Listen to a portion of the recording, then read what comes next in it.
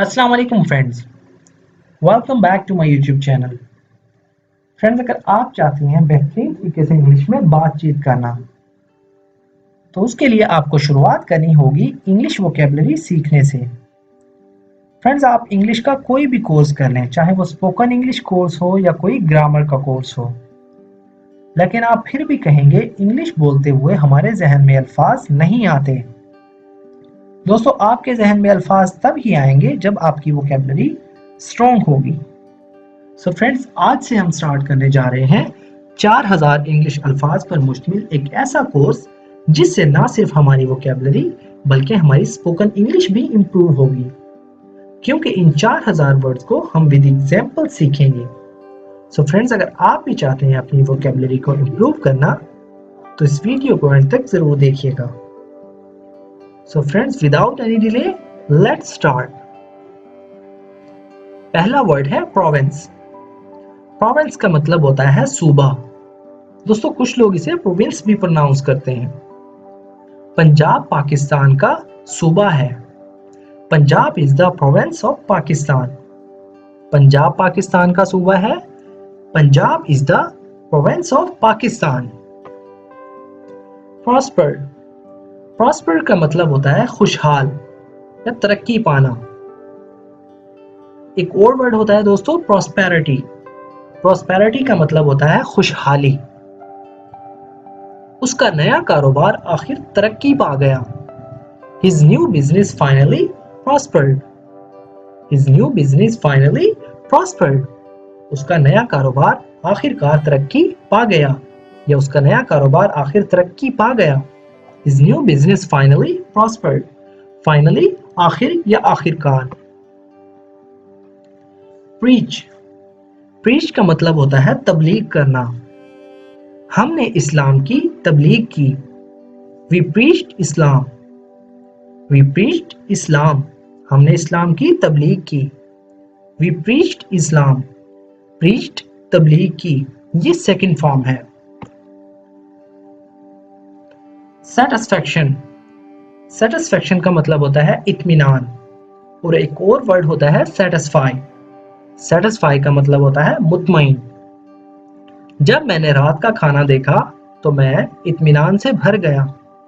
When I saw the dinner, I was filled with satisfaction. जब मैंने रात का खाना देखा तो मैं इत्मीनान से भर गया। When I saw the dinner, I was filled with satisfaction.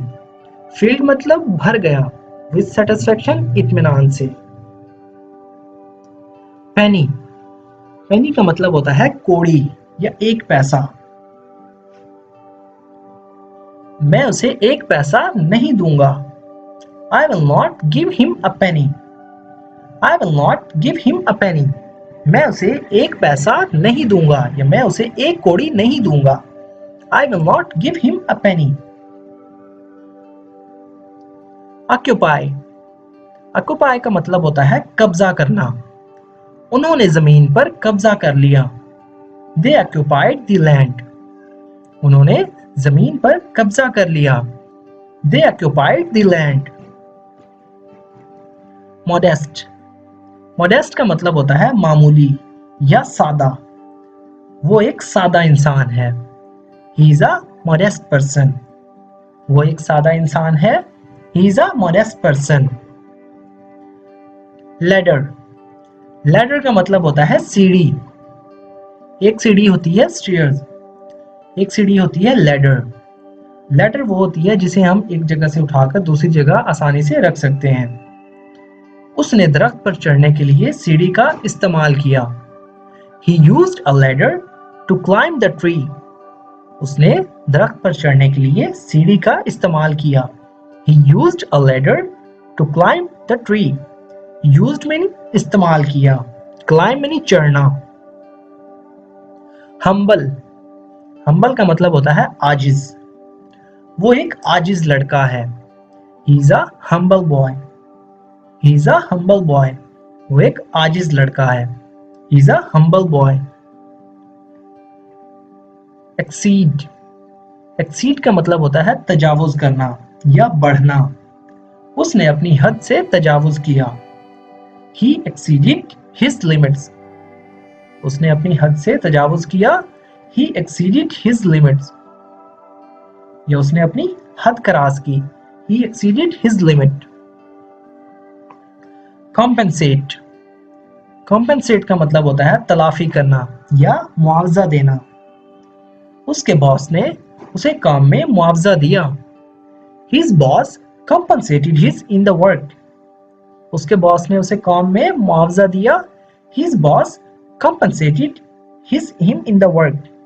उसके बॉस ने उसे काम में मुआवजा दिया. His boss compensated him in the work.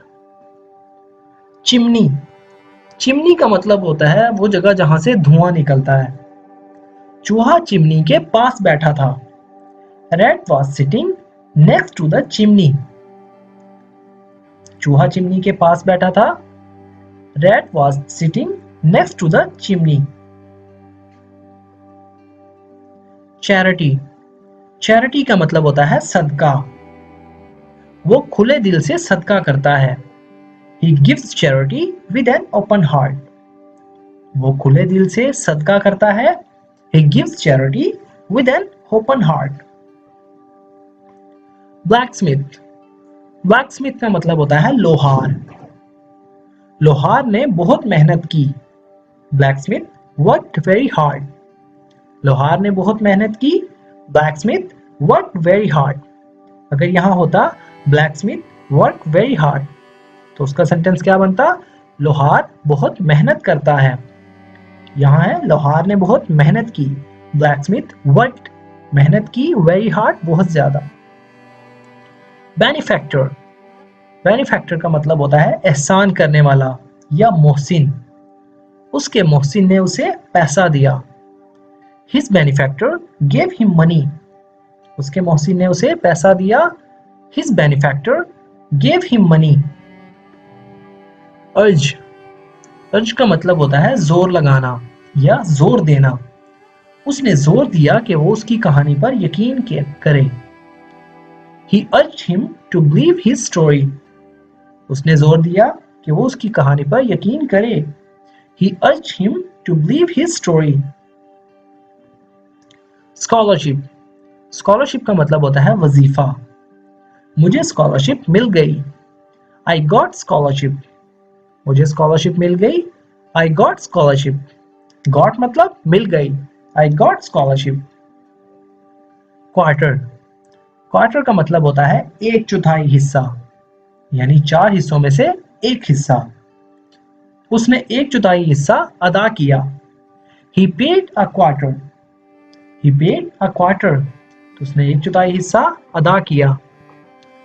Loan. Loan का मतलब होता है कर्ज या कर्जा. मुझे बैंक से कर्ज मिल गया. I got a loan from the bank. मुझे बैंक से कर्ज मिल गया. I got a loan from the bank. Invest. Invest मतलब इन्वेस्ट करना या पैसा लगाना. मैंने नए कारोबार में पैसा लगाया. I invested money in new business. मैंने नए कारोबार में पैसा लगाया. I invested money in new business. Invested मतलब पैसा लगाया. I invested money in new business. मैंने नए कारोबार में पैसा लगाया. Former. Former का मतलब होता है साबका या पीछे वाला. शहबाज शरीफ साबका वजीर आजम है. Shahbaz Sharif is former prime minister. Shahbaz Sharif साबका वजीर आजम है. Shahbaz Sharif is former prime minister. Fair. Fair का मतलब होता है किराया. पिछले हफ्ते बस का किराया बढ़ा दिया गया. Bus fare was increased last week. पिछले हफ्ते बस का किराया बढ़ा दिया गया. Bus fare was increased last week. Increase का मतलब बढ़ा दिया गया. इंक्रीज मेनी बढ़ना. एम्बैरेस. एम्बैरेस मेनी शर्मिंदा या शर्मिंदगी. कल रात वो शर्मिंदा थी. She was embarrassed last night. कल रात वो शर्मिंदा थी. She was embarrassed last night. Dull. Dull का मतलब होता है फीका या धीमा नजर आने वाला, डिम नजर आने वाला. उस कपड़े का रंग बहुत फीका है. The color of this cloth is very dull. The color of this cloth is very dull. इस कपड़े का रंग बहुत फीका है. The color of this cloth is very dull. Downtown. Downtown का मतलब होता है मरकजी शहर या शहर का सेंटर, यानी शहर का मरकज. शहर का मरकज इमारतों से भरा हुआ है. The downtown is filled with buildings. शहर का मरकज इमारतों से भरा हुआ है. The downtown is filled with buildings. Filled meaning भरा हुआ. Client. Client का मतलब होता है क्लाइंट या ग्राहक. उसके पास बहुत से ग्राहक हैं. He has many clients. उसके पास बहुत से ग्राहक हैं. He has many clients. Borrow. Borrow का मतलब होता है उधार लेना. क्या मैं पेन उधार ले सकता हूँ? Can I borrow a pen? Can I borrow a pen? क्या मैं पेन उधार ले सकता हूँ? Assume. Assume का मतलब होता है ख्याल होना या फर्ज करना. मेरा ख्याल है आप दोनों चीजों से वाकिफ हैं. I assume you are both familiar with things. मेरा ख्याल है आप दोनों चीजों से वाकिफ हैं. I assume you are both familiar with things. Familiar का मतलब होता है जान पहचान मतलब रखने वाला किसी चीज से. I assume you are both familiar with things. मेरा ख्याल है आप दोनों चीजों से वाकिफ हैं. Familiar मतलब वाकफियत रखने वाला. अपील. अपील का मतलब होता है इल्तमास करना. उसने जज से अपील की. He appealed to the judge. He appealed to the judge. उसने जज से अपील की. Wheel. Wheel का मतलब होता है पहिया. कार के 4 पहिए हैं. Car has 4 wheels. कार के 4 पहिए हैं. Car has 4 wheels. Religious. Religious का मतलब होता है मजहबी. Religion का मतलब होता है मजहब. उसने मजहबी मौजू पर बात की. He spoke about religious topic. उसने मजहबी मौजू पर बात की. He spoke about religious topic. So friends, ये थी हमारी आज की वीडियो. जरूर बताना आपको वीडियो कैसी लगी. अगर वीडियो थोड़ी सी भी यूजफुल लगी हो तो प्लीज हमारी इस वीडियो को लाइक करें और इसे अपने दोस्तों के साथ भी शेयर करें. तो दोस्तों मिलते हैं अपनी नेक्स्ट वीडियो में. तब तक के लिए अल्लाह हाफिज.